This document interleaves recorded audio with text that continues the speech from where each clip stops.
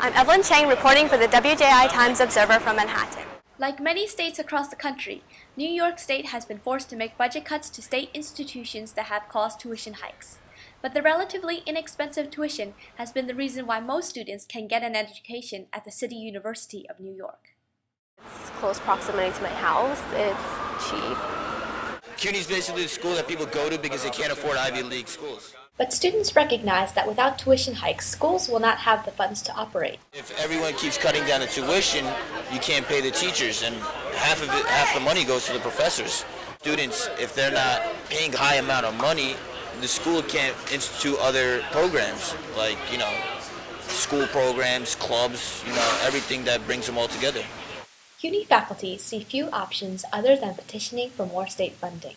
Having a significant increase in alumni contributions would be helpful. It's just that we cannot become entirely reliant on that. We need to remain closely tied to public funding. While CUNY struggles with the state for more funding, students are left to fend for themselves. I had 2 part-time jobs, and I was going to school, and I had no money to pay.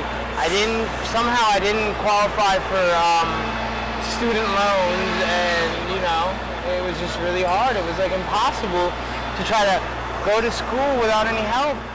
Renee wants to be a history teacher, but until he can make enough money to pay tuition, he has to stay out of school. I don't know. I'm working now. You know what I mean? I'm doing it.